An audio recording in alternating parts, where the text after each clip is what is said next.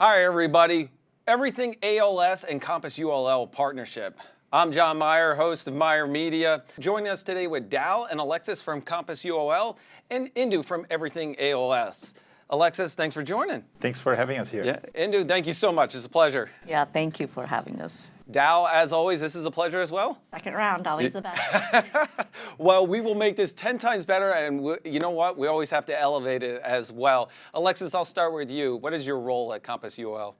So I'm one of the founders and CEO of the company, originally from Brazil, where I moved from now almost 2 years ago, based in California, and helping grow the business in North America right now. Oh, you guys are doing an excellent job. Dal, you just, you got some exciting news since the last time we recorded. So what is your role? So I'm now president of Compass UOL North America and actually everything outside of Brazil and Latin America. So Alexis and I met each other at our Harvard CEO class in 2022. And it was his vision that we made a great strategic partnership to work together to push the Compass name out into the United States, where the biggest market is for AWS. Alexis, we got a chance to meet in the AWS New York Summit, thanks to Dal. Indu, this is our first time meeting. What is your role at Everything ALS? So I'm the founder and CEO of Everything ALS. And talk to me a little bit more about Everything ALS. What is it? What is it about? Yeah, absolutely. It's definitely a human story here. And so Everything ALS is part of Peter Cohen Foundation. Peter was very, very early at Amazon. And it kind of brings me back memories of first reInvent when I accompanied him, where there were not a lot of people, right? So he was one of the founding team of AWS. And also he was the founder of Mechanical Turk. And, you know, Andy Jassy, when he talks about Peter, he says, they wouldn't be AWS today without Peter because he wrote the first S3 backward document. And he also talked about how enthusiastic he was when they came up with, we want to build something called AWS, right? Peter was the first one said, I'm in, you know. So he's one of those guys where he would see the vision 20, 30 years beyond. There are not a lot of people who would actually able to see. So a brilliant person like that, who I had an opportunity to call him husband, and also learned from him. He was my mentor in a lot of ways as I built my tech entrepreneurship career. And he got diagnosed with ALS. And you know, the grueling process of getting diagnosed, and after diagnosis, he passed away in 2019. It was very hard for me to see that. Everything we've done as technologists, we think this is what the world is. It's not. There's another cave called healthcare, and we're all going to pass through it.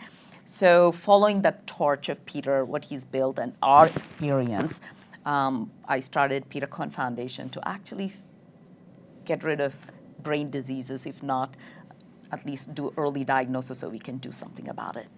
I love what you're doing in his memory, but he's also still living through this. He's living through the remembrance of him. I like the story where you also included, you know, AWS wouldn't be here without him. Andy's, you know, mentioned, and I think Andy's one of those people you follow. You're like, hey, we want to do this. It's like you believe in him, and Peter believed in him, and Andy believed in Peter in order to do this and do through his journey.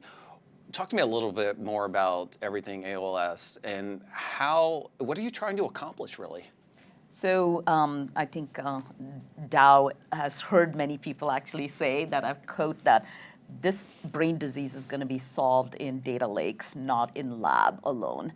So we have really immense amount of data that we can actually get about biology and about our brain, but what we don't have is the computational storage, including storage, the computational, not only the people, it's also the platform. We have too much friction right now to come up with the answers for it. So what we have done is citizen-driven research. So we have integrated the patients into our platform. So I have about 7,000 plus patient families with ALS who actually get involved in our research. So I collect the data. We have terabytes of data, and also including all the different neurology centers like Harvard Medical, Emory, Temple University, MIT. They're all our partners, including IBM. And then we have integrated about 14 pharma companies, like Bristol Myers, Eli Lilly, Johnson & Johnson. They're all our customer, and they're integrated into this ecosystem. So we can actually innovate in an agile way. So there is no scarcity of data because we have the patients. And there is really, once we built this platform, think of it as like a supply chain, right? It's a data chain. And now we can create this on top of this flywheel we've built. We can now innovate really fast and do fail-fast approach. So we can actually take a lot of these little or big ideas and do a fail-fast approach. So we can actually innovate. So that's what we have built. Well, because she's outside of healthcare too, she has all the legal ramifications that go away. And the situation of pharmas not working with each other or not being able to get data from clients, they're all wanting to give their data so that they can help innovate and solve this problem because they're going through the same situation. It's like you're open sourcing it. Correct. People Exactly. are willing to give it, and you're removing the friction. You're easily able to get the data, analyze it, because they want to help solve the problem. They don't want to say, hey, farmer, we want to keep it. No. You're enabling people to figure out and help solve the problem as like humanity. Yeah. The way I look at it is this is the pre-cloud, right? What happened before pre-cloud? We used to call up Dell and get a Dell server and then call up our system admin and say, can you come in and install the software? And then you have your network admin, your database, right? That's the world we are in healthcare. What we are doing is SaaSifying it. We're bringing in the cloud. We're saying it's all ready right now. Let's just innovate on it, right? So that's kind of the infrastructure we've built. Alexis, talk to me more about like maybe the relationship between Compass UOL and Everything ALS. Well, I think it just clicked in our first meeting when we realized how much of the work that Indu has been leading at Everything ALS was related to bringing the best data scientists, the best computational biologists to be focusing on building the models and creating new ways of approaching this terrible disease and helping to accelerate the ways of finding cure. So I think it's very exciting for us to have the thing that has always been in our DNA as a company. I was a computer science professor in the early years of my career, and I learned that the academy is the place where you find the high potential talent that will develop the innovation of the future. And I think this is what we are trying to do right now, bringing our competencies around building talent, around AI, and we can talk more about that later, connecting it to a real life challenge that we have here on finding ways to improve the way healthcare industry is addressing this disease.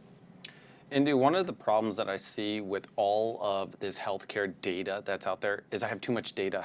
How do I understand it? How do we get through this data? How do we find the value of this data, or even analyze this data to show that it's going to help solve what we're trying to look forward to? I mean, I know we have AWS, so that's definitely going to be one of the benefit factors of getting through it quickly. But how do you sift through everything? Yeah, no, the great question. And before you come to sift through everything, the problem with research is we collect the data, especially when you're looking at the data which has longitudinal. It's not like one and done. You're not taking the blood and that you're done. We're talking about data over time you have to monitor. So with that data, we say, oh, let's look at the data and see what's in the data. But that's a wrong approach. We need to say, what do we want to find? And let's collect the data to find out what we want to find out. So that requires agility. That is doing data science, inline analysis. So as I'm collecting the data, I need to be looking at, is this accurate data? Is there a problem with the data? Is there data cleansing required? Is there a data, are we getting the right data because of the sensors that we're using? Is there a problem with the sensor? If you don't do that inline analysis, you're not going to find the right data. So that is a lot of the problem too. People have a lot of data, it's kind of crap data, right? In the end, because if you don't do inline analysis, you really are not trying to find out. So for example, when I started this in less than 18 months, something that would be about 25 to 30 patient data, we collected over 800 people. We got terabytes of data, right? I mean, this was my first time doing it. Within 18 months, we blew off the most data that this industry has ever captured in what we were doing. And this disease we know for over 100 years. So the approach is also very important, where the data scientists are not after the fact. We need to have it integrated in the research. So, but you're right. I mean, once we have the data, we need to innovate. That's another thing. We came up with an algorithm within 2 years of collecting the data with how we can actually capture the progression of the speech, which the industry had never, ever done ever before. So we could actually do something in a very short amount of time when you have the integrated approach with the data science and the technology platform. That sounds like a breakthrough, right? Yeah, it is a breakthrough. Like 2 years, you do it. You're talking originally. You're talking about data validation. Somebody has to validate the data thing. Now you're using the data to your advantage. It's there. We just have to know what we're looking for. Yeah. And can you believe she didn't come from a healthcare background? Like, she sounds so convincing, right, in terms of her passion for it and learning it, that she really is trying to come from an outside view to help solve something that the inside couldn't figure out before. Although now I'm doing my PhD in neuroscience from King's College in London, so I don't want to leave any stone unturned. You know what? I think every aspect of it, the education, Alexis, you were talking about not only the education aspect, you're not going to find the data in a lab, but you're going to find it not only in a classroom, you're going to find it, educating people, those who are learning more about it. Before I dive into there, Indu, you were talking a little bit more, obviously, the data validation. Are there other gaps within the healthcare, not only that in the industry or capturing this data, that we're missing that you're looking for? Yeah, I mean, for example, biology and computation, AI, they really live in two different islands. And bringing that together, there's an enormous opportunity for people who understand both the biology and the computation and the AI and the bells and whistles of all the technology and how well you use the technology to break through this. And I really think that's where the fusion of both those islands coming together, that's where the answer is. And that's where the strategic relationship between us comes in, is we would like to fund some scholarships with AWS to get biologists to understand AI and how best to use AI to not just solve ALS, but other neurodegenerative diseases or other diseases overall. But that needs education and comfort. People who are in the tech world are comfortable but not with healthcare. People in the healthcare world might not be comfortable with AI. So we, as Alexis said, have been doing scholarships in technology for 20 plus years and taking students to learn technology from the undergrad. But we aren't taking biologists to learn technology, so we want to be able to come up with a strategic relationship with AWS to provide more AI training for the biologists. Yeah, and I think that there's also the timing of this. We are living a very exciting time in terms of how AI is now coming to transform people's lives, right? And I think the fact that we have all this exponential power now coming from this technology, if we don't have the right people building the right models, building them the right way, we are just wasting a lot of that computational power, that exponential power that's coming in here right now. So I think it's an amazing moment to connect the dots on what we need in the healthcare space, on what we can do in the academy, and what's going on in the AI world, so that we can drive and create a better world around it. Yes. So you're helping people, you're educating on how to create these models and how to understand it and to utilize them. I get where you're coming from, and is that we're wasting a lot of computational power, where if I write a model and it's not the right model, I could have wasted 2 weeks, 3 weeks, or even a month of running this new model, whatever it is. I'm not asking the right questions or formulating it. How are you helping educate not only the tech but healthcare on AI in general? So what we've been doing these last 20 years, as Dal mentioned, is we have been using our scholarship program to go into universities around the globe now. We started it in Latin America. We have today more than 200 universities that have partnered with us so that we go through our learning tracks that go deep into the cutting edge technologies being applied to different industries. And from that, we are building the environment so that people can really put their knowledge into action in very clear and very objective scenarios that help us resolve either our clients' challenges or our world's challenges. So I think it's all about connecting the dots among all these different stakeholders in the space. And AWS has been an amazing partner, has been supporting our scholarship program now for a few years. We offer today more than 2,000 scholarships every year, and we create jobs and we create opportunities for people to really be innovating in different industries and now and also in healthcare. Yeah, and so well said. I mean, really, our conversation was Alexis asked over dinner, tell me one big friction point that you have. If you have to solve one thing.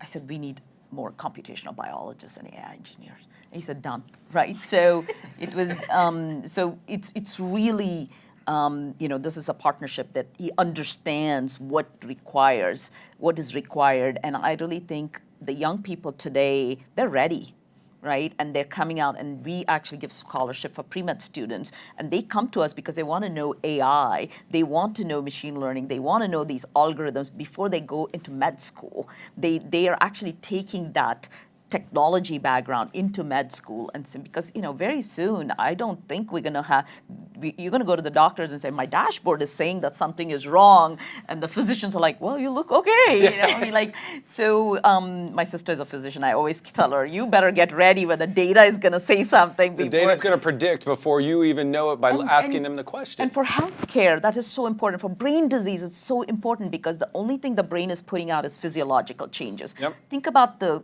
place where we come from tech background, we're tech entrepreneurs, going to like most well-known hospitals you can think of, and they say, Peter, something is wrong, but let's wait and see. That's all the time. I'm sorry, let's wait 6 months. Yeah. That's what they said. Let's meet you in 6 months. And I'm going, well, they're doctors. They should know something I don't know. Yeah. Sad part, no. They don't. It was, they wanted to visually see something is wrong. It's like saying, oh, your kitchen is under fire. Let's just sit back and wait and see if it's going to burn down your house, and then we'll react.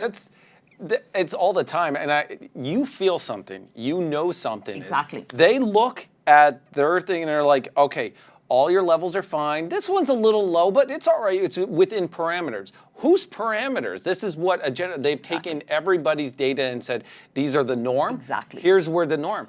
I might not fit in the norm, but that's normal for me. And when I am outside of that, that is abnormal, and I know something's wrong.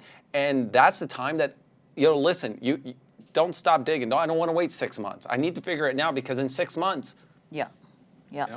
And I think, training the people who understand what that's where we're going to, and we're not talking about years. This is going to happen within, months. So it's really, we're in the exponential growth, right? So this is the fastest way we can actually come to discoveries. And do I have to ask, what is your long-term goal or future for Everything ALS? I want to cure the disease. I want to keep Peter alive through this, and I want Peter to be known for forever. I can feel that it's going there. Sorry, I feel emotional from it because I'm picturing Peter now. I've never met him. I've heard of him. And so I apologize. I actually can feel that you want to do that. I'm hoping that this definitely helps. It gets you to that goal. That's really important. Not only that, but think of everybody else. Exactly. And everybody else through the process, everybody else that might have it that doesn't know they have it, that you can get them not only the cure, but early awareness. Correct. That they can be saved or even stopped. So let's talk about beyond ALS, right? All neurodegenerative diseases and cancer. So what Indu has done with her nonprofit is created a flywheel, a template. to be able to use to be able to go with other diseases. And it also then can be taken to other industries of the collaboration that wasn't available before between the universities, the biotech pharmas, and the students, right, as well as the clients. She needs to make this, and she is planning to make it into a for-profit as well. Yeah. So we're launching Curus.ai, a company that can actually scale with all the findings that we have from coming out of nonprofit.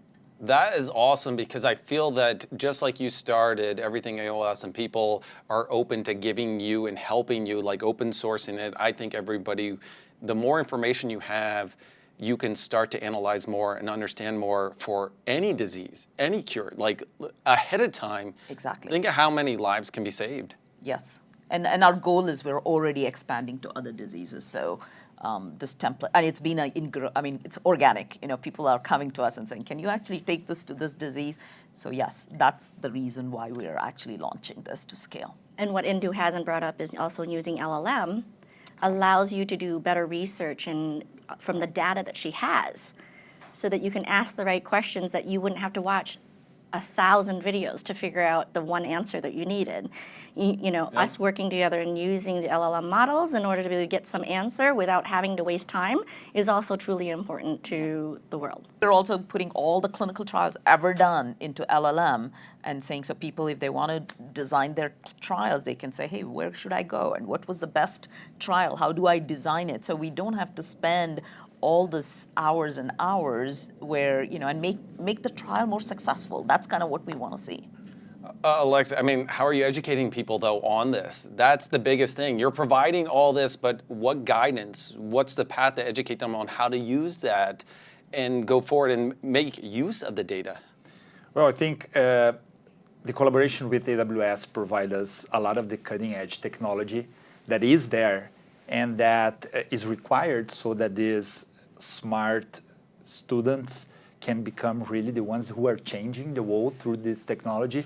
So we are just giving them some support and giving them some of our experience on how to navigate the use of cutting-edge technologies, looking to outcomes that can really change the world. So I think it's connecting those opportunities with the right vision and bringing people together to do on top of AI what AI by itself can't do. So I think it's a lot of around that.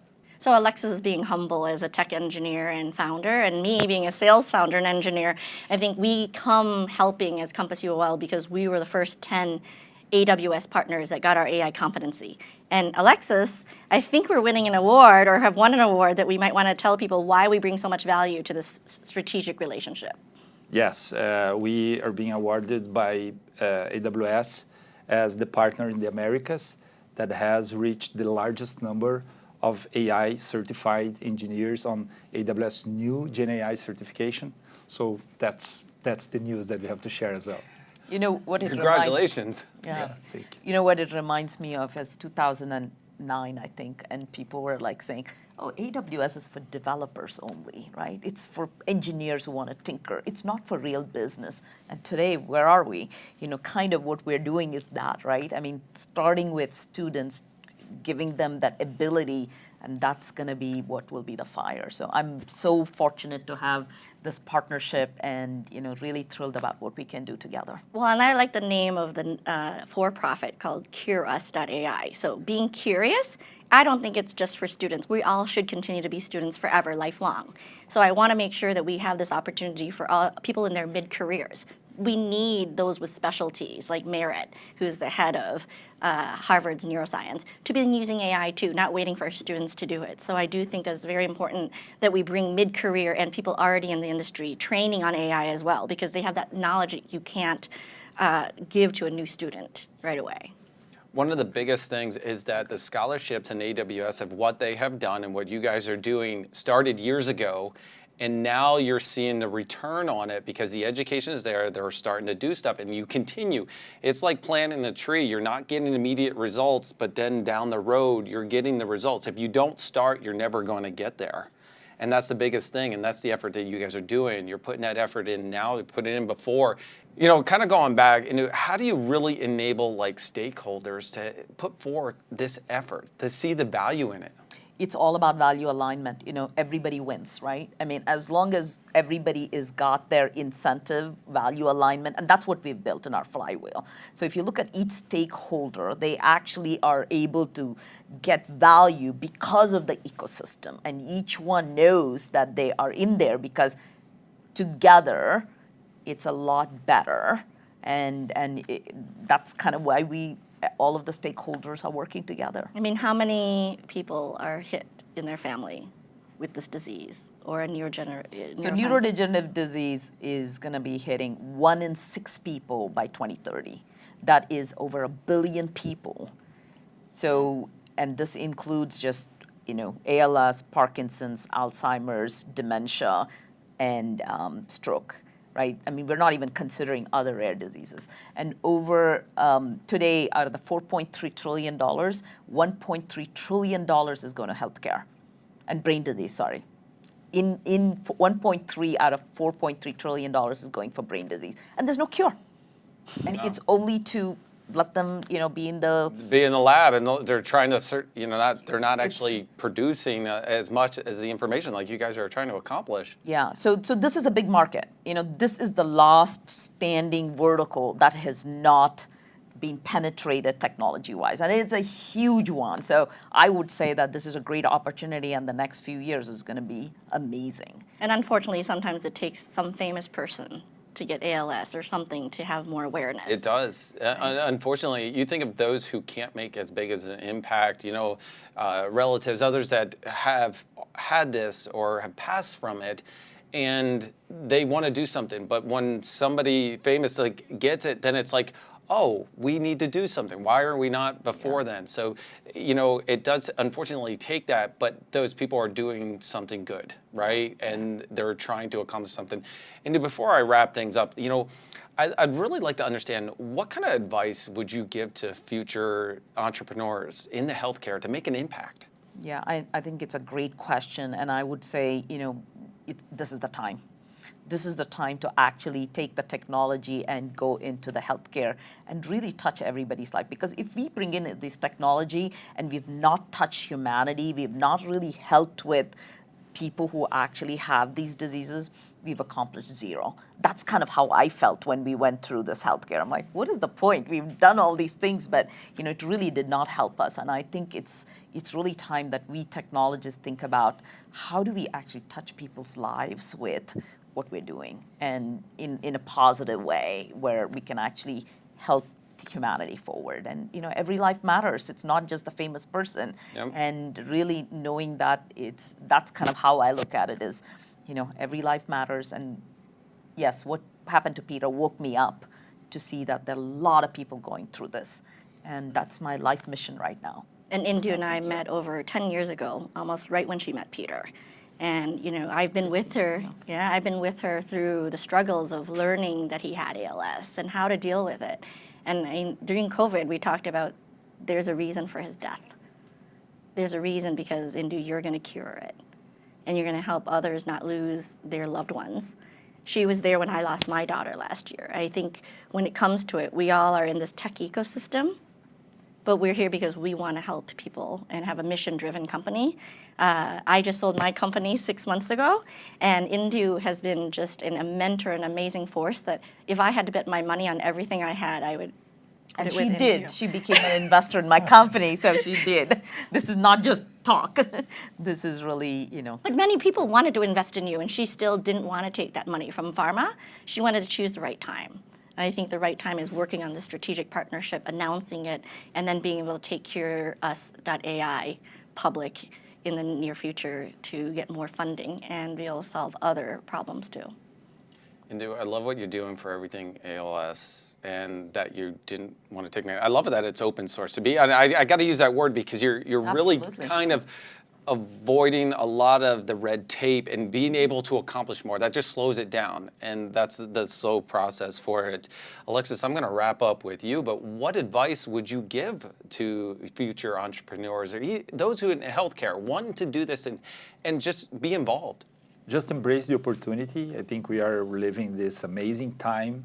We are so lucky to be part of this impactful transformation that AI is bringing, and we can make it for good. So just embrace it and help companies and organizations like Everything ALS to reach their goals. This is what I would recommend. And how can people get involved? I think everybody can get involved, everythingals.org. And I really believe that, to really look at even small or big, anything you can do. And just like an example of what happened, right? Alexis is an instructor, he knew, and he came up with the idea. I think all of us have something that we can give to really, like what Dow said, Merit Sakovich, who's a chief of neuro at Harvard Medical, will say, this is a crisis we're in. 1 in 6 people are going to be diagnosed with, with a brain disease. So it's really, now is the time for us to get involved. And I think figure out what your skill sets are and really get involved in any way and fashion you can. And we need more technologists. How do people find out more information about your scholarships or what's available to them so they can elevate and learn more about it? Yeah, there's a lot of information at compass.uol. We have been launching releases about these initiatives with AWS now for a while as well. And just reach us and we will be happy to discuss how can we collaborate. Alexis, thank you for your time. Thank you. Indu, it was a pleasure. Thank you. Really appreciate it. Dow, as always, is a pleasure. Thank you. And there will be a press release tomorrow. Oh, well, we'll definitely tag and share you guys out on that. I really appreciate it. Appreciate you joining us here on the show. Thank you, John. Thank you. Thank you for having us. All right, everybody, this has been Myer Media. I'm Jon Myer. Don't forget to hit that like, subscribe, and notify, because guess what? We're out of here.